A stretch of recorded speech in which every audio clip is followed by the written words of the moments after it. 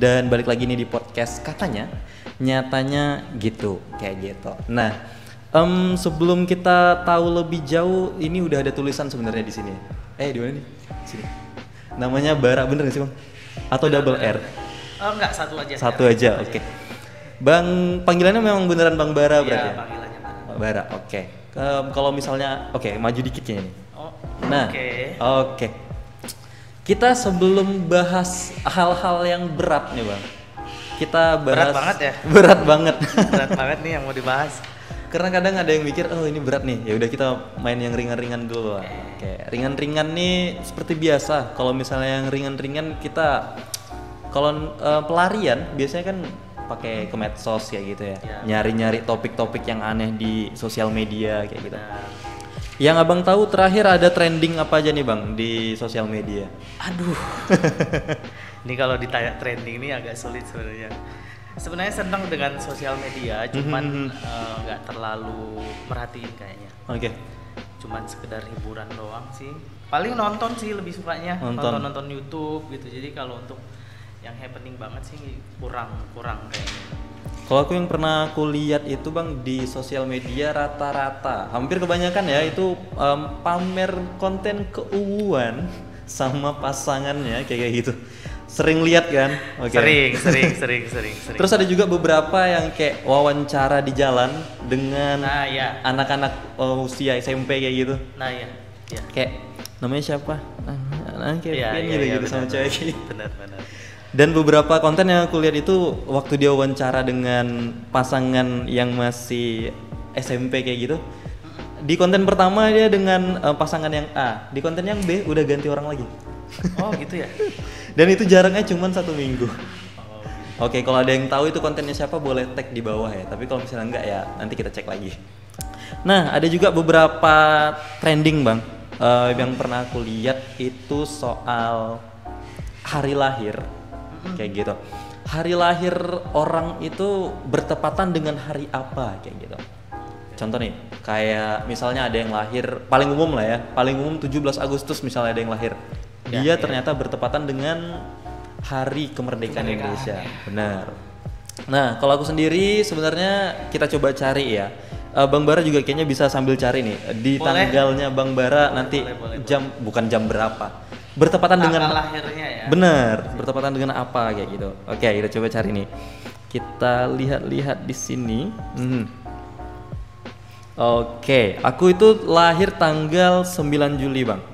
Dan kalau dari yang ku cari, tanggal 9 Juli itu ternyata ada hari besar di hari itu.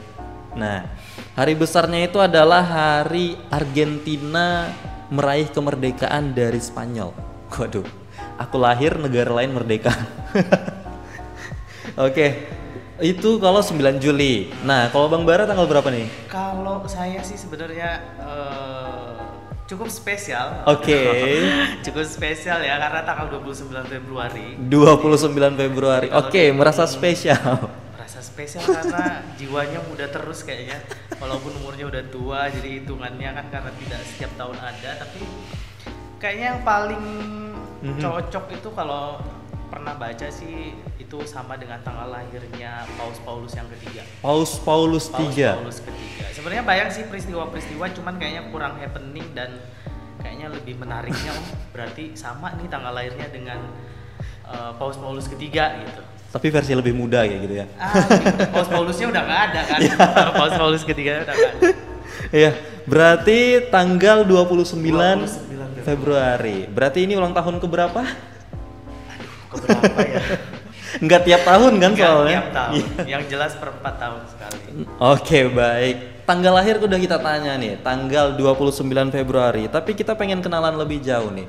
Kalau nama panggilannya Bang Bara, nama lengkapnya siapa nih Bang? Oke, sebenarnya kalau ditanya nama lengkap itu agak berat rasanya.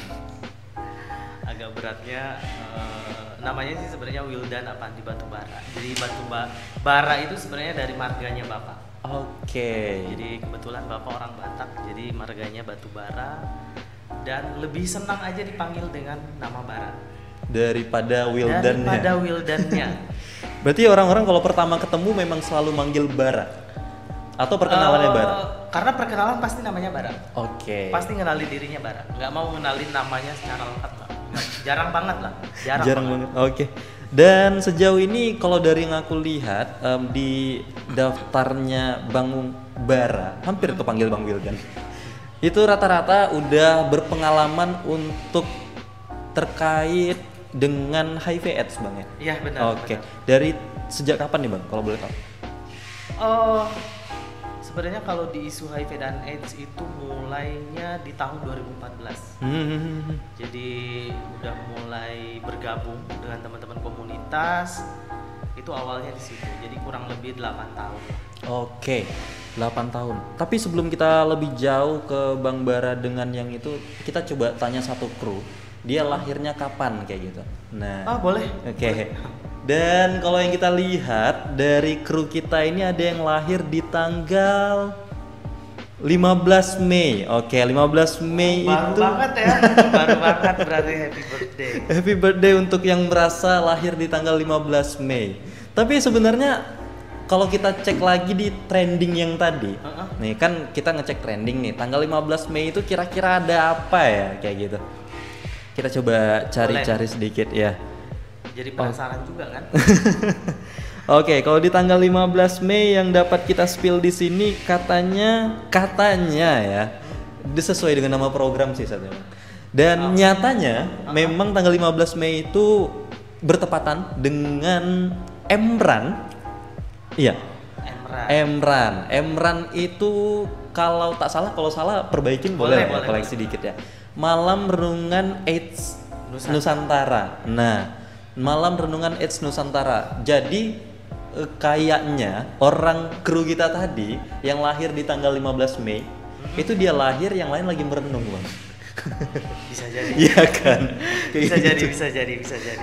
Dan waktu dia lahir orang lain merenung, dan kita mau tanya lagi nih dengan hal yang tadi sesuai dengan basicnya Bang Bara juga udah berkecimpung lama di bagian program HIV/AIDS ya. Emran ini juga terkait dengan HIV/AIDS. Jadi kita pengen dengar sedikit lah dari Bang Bara cerita-cerita juga. Kira-kira Emran ini yang dari Abang ketahui awalnya gimana Bang? Oke. Emran ya, Malam Renungan Nusantara. Sebenarnya ralat sedikit boleh ya. Oke. Sebenarnya kalau untuk Emran sendiri itu sebenarnya dia nggak ada tanggalnya. Oke. Jadi tidak ada tanggal yang pasti sebetulnya. Jadi itu memang diawali dari komunitas di San Francisco waktu itu tahun 1983. Itu lebih ke mengenang teman-teman yang sudah meninggal karena AIDS, kemudian mengenang perjuangan mereka melawan penyakitnya, kemudian mengenang juga kan masih kuat banget nih stigma dan diskriminasinya benar. buat teman-teman yang positif HIV. Nggak cuma di Indonesia, sebenarnya di seluruh dunia memang ya masih cukup kuat stigmanya gitu. Jadi itu sebenarnya akhirnya dari komunitas awalnya akhirnya mereka buat satu kayak kampanye lah, peringatan gitu, lebih kepada untuk mengenang sebetulnya. Itu di bulan Mei, di hari Minggu biasanya. Di hari Minggu. Jadi mereka hari Minggu dan akhirnya meluas tuh. Setiap bulan Mei akhirnya diperingatin dan akhirnya sampai tuh ke Indonesia.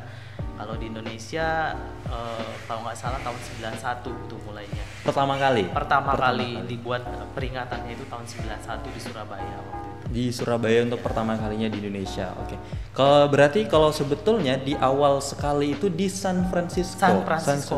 Oke. Dan itu memang namanya di luar negeri Emran juga atau gimana? Oh enggak, kalau Emran itu kan bahasa kita aja, Malam Renungan ya. Kalau di luar itu International AIDS Candlelight Memorial. Oke. Jadi memang mengenang teman-teman yang meninggal karena AIDS, mengenang perjuangannya, kemudian perjalanan hidupnya dan stigma diskriminasi. Berarti memang dari awal komunitas yang ada di San Francisco ini memang untuk ngelakuin itu sebagai kampanye gitu. Iya. Oke. Dan di Indonesia sendiri sampai sekarang kayaknya masih ini ya, hype juga ya. Sebenarnya kalau Emran ini kan memang basicnya dari komunitas. Jadi dari memang teman-teman komunitas itu baik komunitas Oda ataupun orang yang terdampak langsung, misalnya keluarga, kerabat dekat, ataupun komunitas-komunitas marginal biasanya yang memang rentan. Oh, kelompok rentan ya. Kelompok rentan HIV dan AIDS itu biasanya mereka buat peringatan. Oke. Nah, kalau yang pernah aku dengar Bang, ini kebetulan juga pertama kali bukan pertama kali, kayak jarang banget dengar soal Emran kan. Nah, yang sering didengar soal HIV AIDS itu rata-rata adalah soal 1 Desember, Hari AIDS Sedunia. Benar. Nah, 1 Desember. Sebenarnya apa sih bedanya antara Emran dan Hari AIDS Sedunia kayak gitu? Bedanya ya. Kalau sepengetahuanku sih sebenarnya bedanya itu sebenarnya hampir sama ya, memang kampanye untuk ngasih informasi keluar lebih meluas gitu. Cuman bedanya kalau Hari AIDS itu memang diprakarsainya bukan dari komunitas. Bukan dari komunitasnya, tapi lebih ke WHO-nya yang awalnya membuat itu. Dan akhirnya diprakarsai mereka, kemudian gagasannya disampaikan tuh di KTT pertemuan Menteri Kesehatan seluruh dunia waktu itu tahun 1988. Jadi lebih duluan Emran sebetulnya. Dari awalnya Emran dulu baru lahir. Lebih duluan komunitas dulu tuh yang memperingati. Akhirnya dari petinggi-petinggi itu akhirnya barulah disepakatin tuh, dibuat kesepakatan di KTT itu bahwa 1 Desember kita peringatin untuk Hari AIDS. Tapi sebenarnya sama pesan kemudian tujuannya itu lebih kurang sedikit sama aja sebenarnya. Ini ya awareness juga ya sebenarnya. Sama aja. Dan jadi yang sebenarnya duluan itu adalah Emran. Dan itu asalnya dari komunitas. Dan baru yang kita kenal dengan sekarang itu ada event lain juga, kampanye lain khas itu dari WHO. Dari WHO. Nah, tapi Bang, ada nggak orang-orang yang di 1 Desember itu juga ngelaksanain malam renungan kayak gitu? Atau di bulan Mei-nya doang kayak gitu? Nah, sebenarnya kan kalau dari tujuan dan segala macamnya itu kan sebenarnya hampir sama ya. Hanya mungkin pemerakarsanya aja sebenarnya yang bedanya. Kalau Emran dari komunitas, kemudian kalau HAS itu lebih ke petinggi kesehatannya gitu untuk di dunia. Jadi ada saja sebenarnya kalau di tanggal 1 Desember itu dibuat renungan. Bisa saja karena kan itu lebih ke, kalau perayaan mungkin terlalu kali ya, masa mau dirayain gitu ya. Tapi mungkin untuk peringatannya bisa ada aja sih, karena tergantung daripada komunitas-komunitas tertentu kalau memang mereka mau buat kegiatan. Pengonsepannya gimana dan yang disampaikan. Nah, dan juga kalau kita lihat, jujur kalau dibilang apakah tahu Emran itu jarang dengar. Tapi kalau misalnya Hari AIDS itu memang amat sangat dikenal gitu, lebih di masyarakat umum kayak gitu. Nah, yang jadi pertanyaan adalah kenapa akhirnya yang justru lebih hype, lebih dikenal orang itu adalah Hari AIDS Sedunia, dan malah Emran ini yang duluan lahir kayak gitu jarang kedengaran kayak gitu. Kenapa tuh Bang?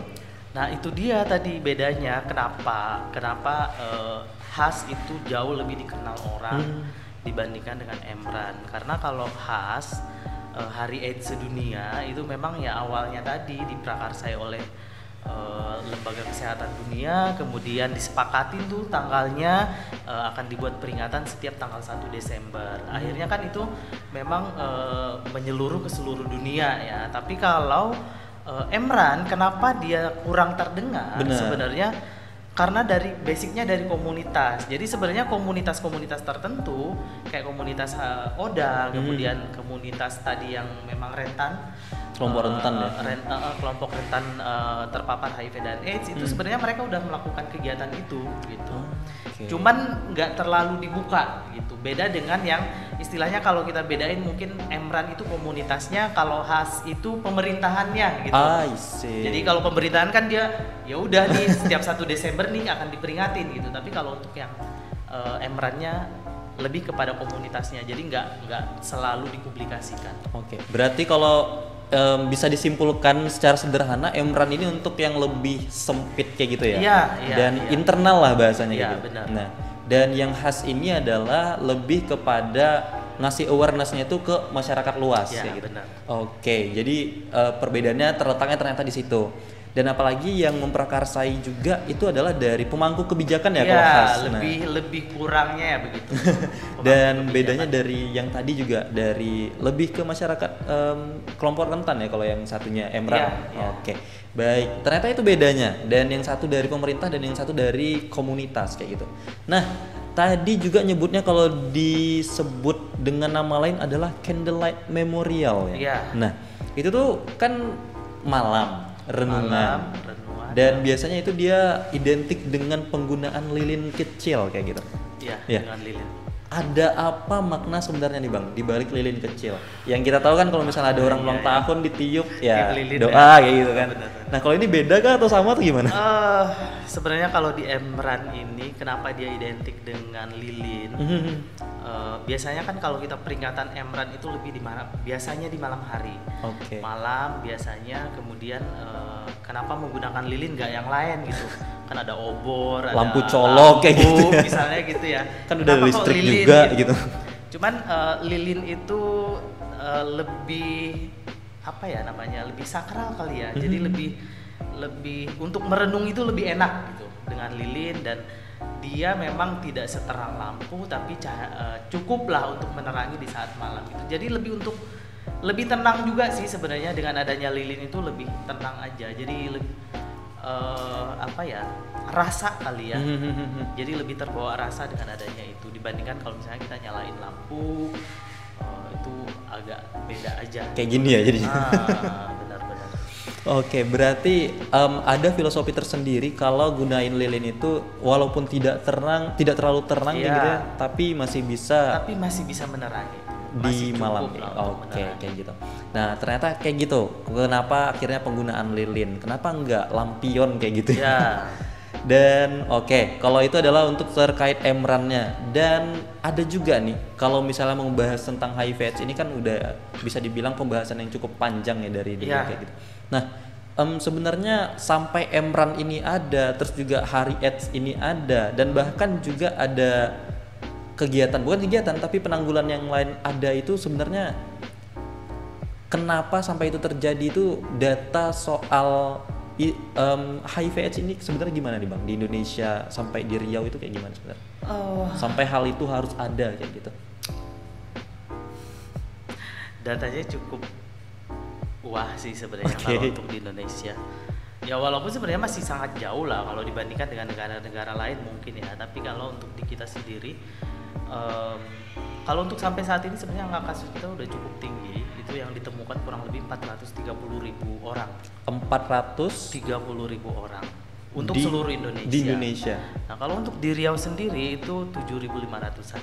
7.500 orang. 7.500 itu juga sebenarnya kita masih cukup banyak PR. Kenapa? Karena angka estimasi sendiri sebenarnya kalau untuk di Riau itu 11.000. Jadi dia kan oke. kalau mungkin kita pahamnya kalau HIV dan AIDS itu dia kan seperti gunung es ya. Jadi yang muncul di permukaan saja, tapi sebenarnya di bawahnya itu masih sangat besar gitu. Dan sampai saat ini ya sebenarnya cukup berhasil kalau untuk Riau sendiri dengan estimasi 11.000 kita menemukan 7.500, sebenarnya ya kurang lebih 4.000 kita punya PR mencari gitu. Karena kan banyak banget orang yang kita tahu sendiri bahwa HIV itu menular walaupun tidak gampang, tapi kan tidak Ada kemungkinan tidak gitu ya? semua orang itu bisa menjaga virusnya tetap di dia kalau dia sudah positif kan. Masih banyak yang mau berbagi gitu ya. Jadi dan itu sebenarnya yang memang membuat PR buat kita sebenarnya, makanya kenapa program-program HIV dan AIDS itu tetap ada. Gitu, kecuali kalau misalnya memang angka kasusnya sudah tidak ada ditemukan, kemudian pelayanannya juga udah oke, diskriminasi udah nggak ada, mungkin ya programnya selesai. Gitu, tapi sampai saat ini program masih terus ada. Berarti ternyata kalau bisa dibilang gunung esnya tadi itu yang kelihatan itu 7.000 kayak gitu ya. Yang di bawah itu masih ada berapa lagi? Ada, masih banyak. Dan untuk yang saat ini yang sejauh ini kan Abang juga basicnya udah sering juga nih terlibat untuk program HIV/AIDS. Nah, beberapa kegiatan yang Abang pernah ikutin untuk program-program itu sebagian apa aja nih Bang? Yang Abang pernah terlibat di dalamnya? Kegiatan apa nih? Kegiatan gimana nih? Untuk penanggulangannya kayak gitu. Oh, kalau sekarang sih sebenarnya memang sesuai dengan pekerjaan saya saat ini. Saya sebagai koordinator pendukung sebaya di Yayasan Sebaya Lancang Kuning. Jadi yang memang kita mendukung secara psikososial untuk orang dengan HIV di Provinsi Riau. Berarti ke pendampingan? Iya, pendampingan orang yang sudah positif dan keluarga terdekatnya. Berarti ini juga bukan hanya ODA tapi juga OHIDA kayak gitu? OHIDA-nya juga. FYI, kalau misalnya ODA itu adalah orang dengan HIV dan OHIDA adalah orang yang hidup dengan ODA. Jadi keluarga terdekat, lebih keluarga terdekat. Itu bedanya ya antara ODA dengan OHIDA. Mungkin ada yang baru pertama kali dengar kayak gitu, bisa dibedain kayak gitu. Nah, dan juga kalau misalnya untuk orang-orang yang misalnya terkena HIV/AIDS kayak gitu kan, pendampingannya adalah mungkin bisa diberikan pengobatan kayak gitu ya. Nah, kalau di kita sendiri sebenarnya kalau untuk di Yayasan Sebaya Lancang Kuning itu memang lebih kepada penguatan psikologisnya. Karena kalau orang dengan HIV positif biasanya di awalnya itu adalah tingkat kepercayaan dirinya yang akan turun lebih dulu. Drastis. Jadi psikologisnya dulu yang diserang dan akhirnya itu kan memperberat ke klinisnya. Nah, kalau untuk penanganan secara klinis sebenarnya kita enggak, itu tetap ada di layanan kesehatan, dinas kesehatan ya, pengobatan, kemudian obat, pelayanan dan segala macam. Tapi kita lebih kepada konseling untuk bagaimana dia bisa kembali ke kehidupannya seperti semula. Sebenarnya lebih ke situ. Hampir mirip dengan ya mungkin psikolognya lah gitu ya, psikolognya teman-teman untuk ODA gitu. Berarti kayak lebih penerimaan dirinya kayak gitu ya? Iya. Karena itu yang paling penting banget sebenarnya penerimaan diri.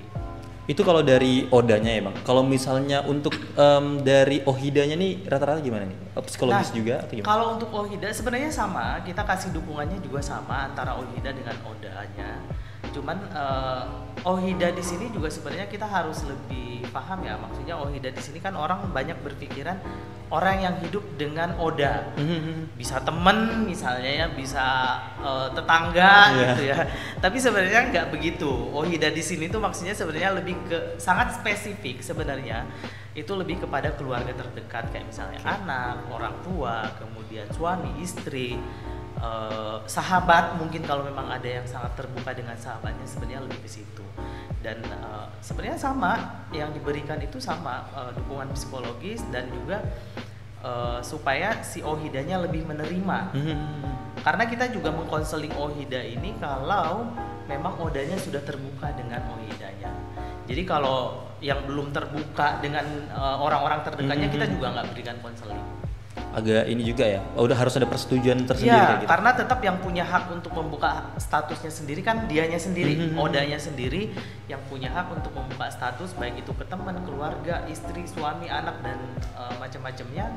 Jadi kalau memang dia sudah terbuka lebih dulu, kalau dia butuh konseling maka kita bisa bantu.